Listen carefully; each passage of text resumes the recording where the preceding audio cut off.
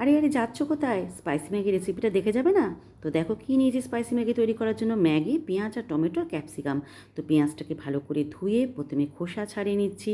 খোসা ছাড়িয়ে ভালো করে এটাকে কুচি কুচি করে প্রথমে কেটে নিতে হবে। তো দেখো কুচি কুচি করে আমার দুটো পেঁয়াজ মোটামুটি কাটা ডান। এরপর এদিকে টমেটো ক্যাপসিকামও কেটে নিয়ে রেডি করে দিলাম। এরপরে কাজ হচ্ছে আমার গ্যাস ওভেনে কড়াই বসানো। তো গ্যাস ওভেন চালিয়ে নিয়ে কড়াইটাকে বসিয়ে দিলাম।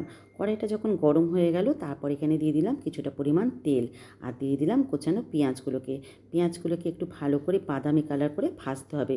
সম্পূর্ণ লালচে করে ভাজতে যাবে না, হালকা বাদামি হলেই চলবে। তো দেখো আমার হালকা বাদামি হয়ে গেছে পেঁয়াজ ভাজা। এর মধ্যে আমি এবার কাটা টমেটো ক্যাপসিকামগুলোকে দিয়ে দিলাম। তোমরা কিন্তু চাইলে অন্য সবজিও অ্যাড করতে পারো। তো দেখো এটাকে ভালো করে আমি মিক্সড করে ভেজে নিচ্ছি। এরপরে এখানে কিছু মশলা অ্যাড করব। তো এর মধ্যে দিয়ে দিলাম পরিমাণ মতো স্বাদ মতো নুন, হলুদের গুঁড়ো আর লঙ্কার গুঁড়ো। যে যেরকম ঝাল খাও সেই অনুযায়ী কিন্তু দেবে। এবার ভালো করে এটাকে কষিয়ে নিলাম, কেননা যতক্ষণ না কাঁচা গন্ধটা যায় ততক্ষণ কিন্তু আমাকে কষিয়ে নিতে হবে। ব্যাস, তারপরে আমি দিয়ে দিলাম জল, ঢেলে দিলাম কিছুটা পরিমাণ মতো। এরপরে এর মধ্যে দিয়ে দিলাম ম্যাগি মশলা। 2 প্যাকেট ম্যাগি মশলা দিলাম। 2 প্যাকেট যেহেতু ম্যাগি তাই 2 প্যাকেট ম্যাগি মশলা। এরপরে ভালো করে নাড়িয়ে চাড়িয়ে ম্যাগি দুটোকে দিয়ে দিলাম। যে যেরকম আন্দাজ মতো খাও সেভাবে ম্যাগি দিও। এরপর কিছুক্ষণ ঢাকা চাপা দিয়ে ম্যাগিটা আমি সেদ্ধ হতে দেবো।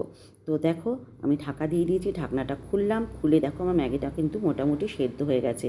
এরপর এখানে কিছু সস অ্যাড করব। কি এখানে দিলাম সোয়া সস, আর দেবো চিলি সস, আর দেবো টমেটো সস। ব্যাস, আমার কিন্তু মোটামুটি স্পাইসি ম্যাগির রেসিপি কিন্তু রেডি হয়ে গেছে। লাস্টে কিন্তু এর মধ্যে একটুখানি ছড়িয়ে দেবো ধনেপাতা কুচি ছড়িয়ে দিয়ে গরম গরম কিন্তু সার্ভ করে দেবো।